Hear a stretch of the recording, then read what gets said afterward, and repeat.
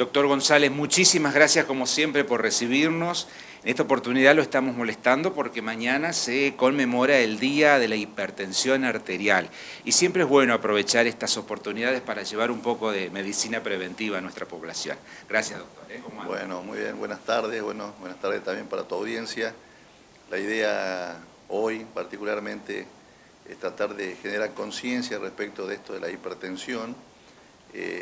Por ahí hay gente que por una cierta ignorancia, ¿qué pasa respecto de esto? La mayoría de los pacientes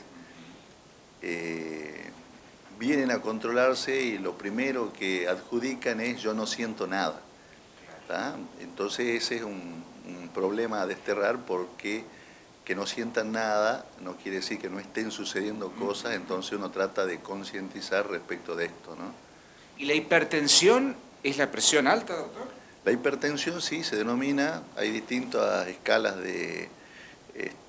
para diagnosticarla. La más común, digamos, la que usamos nosotros es la americana, que indica que cuando uno tiene mayor de 14,9 o 140/90 milímetros de mercurio ya estaríamos hablando de hipertensión, y después sus distintos grados para arriba, ¿no? ¿Y por qué sube la presión? Bueno, hay un tema acá que a mí por ahí me resulta fácil de explicar a los pacientes, primero y principal por una cuestión genética hereditaria. Yo siempre digo a los pacientes, por ahí desgraciadamente, aparte de heredar, o desgraciada o afortunadamente de heredar algunas cuestiones fisonómicas, como puede ser el color de los ojos y otras cuestiones, también heredamos enfermedades. Y esas enfermedades a veces empiezan a manifestar a partir de los 40, 50 años, cuando el modelito ya no es nuevo, como le digo yo, el modelito ya tiene sus años y empieza a presentar sus fallas. Entonces es cuando uno tiene que tomar conciencia de que los controles tienen que ser más seguidos. Muchas veces por ahí uno es joven y no acusa recibo porque no tiene ningún tipo de síntoma, y bueno, entonces por ahí nos requerimos la atención porque no sentimos nada y porque consideramos de que no está pasando nada. Obviamente la hipertensión arterial, aparte de tener un componente hereditario, en un 85% las causas de 85-90% las causas de hipertensión son hereditarias. No hay una causa que lo desencadene, porque el paciente nos pregunta por qué, si yo como sano, hago actividad, es porque es hereditario. Y después otros casos son secundarios, que hay que empezar a estudiar, que pueden estar relacionados con la tiroides, que pueden estar relacionados por ahí con otras enfermedades que son menos frecuentes.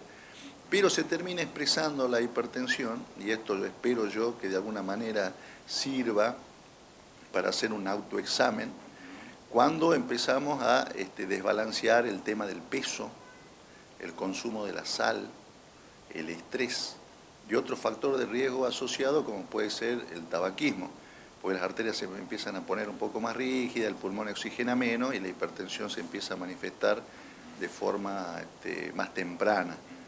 Así que bueno, eso serían más o menos las características, ¿no? ¿Y puede aparecer a cualquier edad o a partir de los 40 años es cuando más atención hay que prestarle? Los niños, por ejemplo, ¿pueden tener hipertensión? La presión es distinta, las escalas que se usan son distintas. Los niños normalmente tienden a ser de presión baja, no hipotensos, sino de presión baja. 90 de sistólica para un chico está bien, no así para un adulto. Cuando nosotros vemos una presión que consideramos normal en el adulto, en el niño, empezamos a abrir los ojos un poquito porque tiene una predisposición a la hipertensión. Obviamente que no los medicamos, empezamos con actividad física, con dieta saludable, y eso retrasa, digamos, de alguna manera. Es raro, pero no infrecuente, empezar a ver hipertensión en pacientes de 30 años. Lo normal es a partir de los 40, 50, la mujer cuando ya no tiene más periodos entre menopausia, iguala el riesgo que el hombre, porque aparentemente las hormonas femeninas tienen un factor protector. De todas maneras, por ejemplo, en la mujer, ¿cómo se empieza a manifestar durante los embarazos? Como preeclampsia o eclampsia, que es la hipertensión inducida por el embarazo. Entonces sabemos que esa parturienta, en este caso, en algún momento va a tener tendencia a la hipertensión. Es una forma de aviso, digamos. Nuestras abuelas decían que es peligroso cuando se junta la presión baja con la presión alta. ¿Es un prejuicio doctor, o hay algo de cierto? No, hay algo de cierto. Tenemos dos presiones, una presión sistólica, que es la máxima, y una presión diastólica. Ambas son dañinas. Por ahí, de la presión diastólica tiene que ver con la tensión, con el estrés, el estar siempre tensionado. Los distintos medicamentos que hay, que son varios, actúan a distintos niveles. Uno va estudiando los pacientes y va viendo cuál es el medicamento ideal o el que corresponde medicar. Si no, agarraríamos el doctor Google y tomaríamos todo lo mismo. Uno va eligiendo el tipo de paciente y el tipo de medicamento para cada paciente, pero ambas presiones son perjudiciales. Para una usamos un tipo de medicamento y para otra usamos otro. Entonces es cierto también lo que dicen algunos, que la presión nerviosa los está perturbando. Totalmente. ¿Sí? Nosotros hacemos a veces un mapeo de 24 horas cuando constatamos de que la presión es irregular. Vienen al consultorio, pueden estar normal, después acusan presiones altas.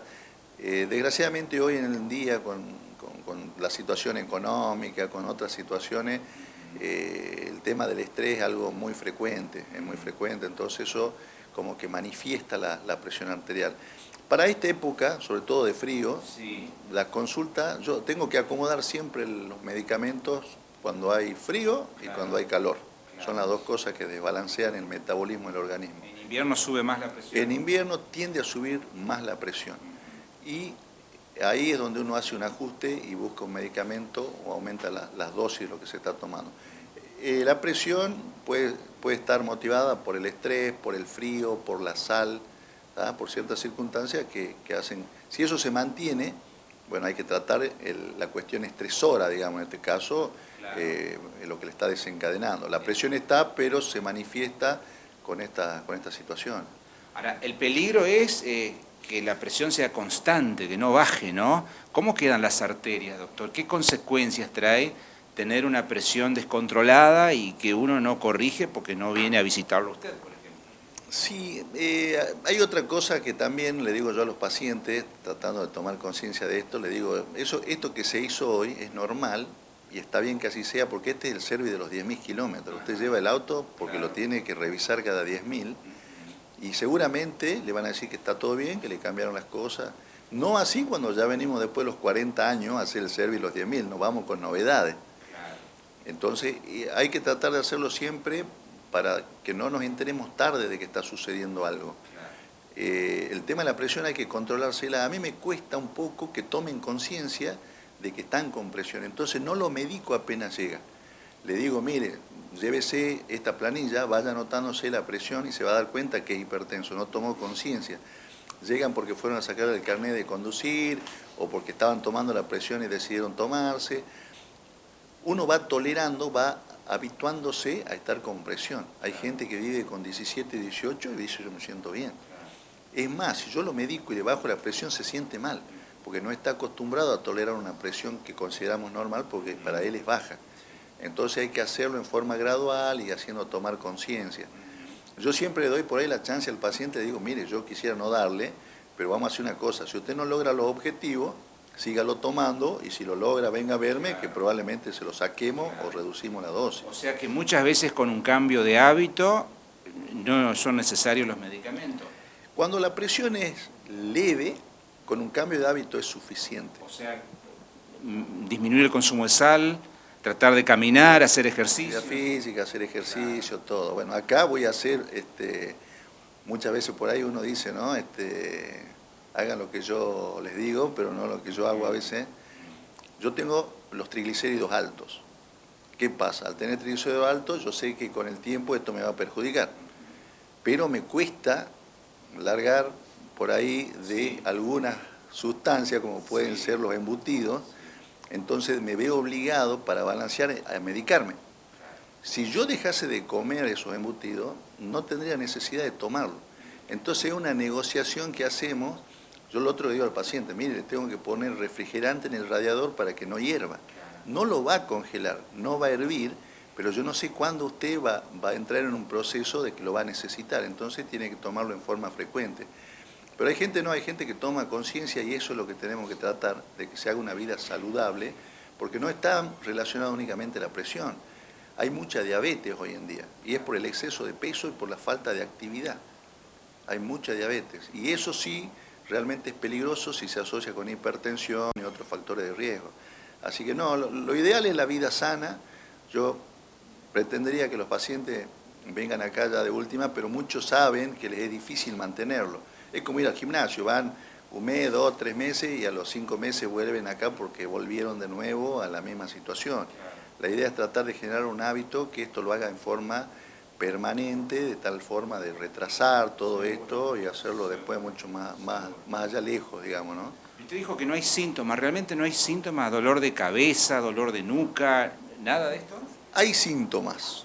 Obviamente el síntoma los tiene el paciente que está acostumbrado a manejar una presión baja, por ejemplo, para ser práctico y claro. Si uno está acostumbrado a tener 12, 13, tiene 15, 16, le duele la cabeza, o tiene zumbido, o tiene un síntoma. Ahora, si yo toda mi vida tengo 14, 15, 16, 17 y me acostumbro a eso, no siento nada. Mi organismo se acostumbró. El problema es que las cañerías están trabajando con una presión que hace que después en algún momento tenga mucho riesgo de algún accidente cerebrovascular o de algún infarto. Entonces el síntoma está relacionado con el pico. No quiere decir que la presión en ese momento, al no presentar síntomas, represente un riesgo. El problema está ahí. Hay mucha gente que tiene síntomas y hay otros no. Y a veces la presión baja y la presión alta tienen síntomas parecidos. Son medio parecidos, ¿tá? Pero lo más frecuente de encontrar es presión alta. Doctor, siempre es un placer. Gracias por su generosidad, gracias por atendernos y por transmitir todo esto a los vecinos de Ramírez. Es muy importante esta comunión entre los profesionales y los medios de comunicación para llevar medicina preventiva. Es lo mejor, ¿no? No llegamos al extremo de tener que después atender alguna patología que en este caso puede ser grave. Claro, no, seguro. La idea es tomar conciencia, tratar de explicar lo más claramente posible para que recepten. Yo siempre digo, tenemos muy buenos medicamentos, tenemos muy buenas indicaciones, pero el problema está, a veces por ahí también le digo, usted viene acá, yo lo reviso, pero es como que usted me da la llave, yo soy el mecánico y le digo, el auto está bien, pero el que maneja está haciéndolo mal, entonces tenemos que tratar de cambiar eso para que después el resto no tener que lamentar después de tener que arreglar algo y a veces algo que no tiene arreglo, ¿eh? Así que bueno, espero haber ayudado un poco con esto de lo preventivo para que llegue a la comunidad. Gracias, doctor. No, por favor.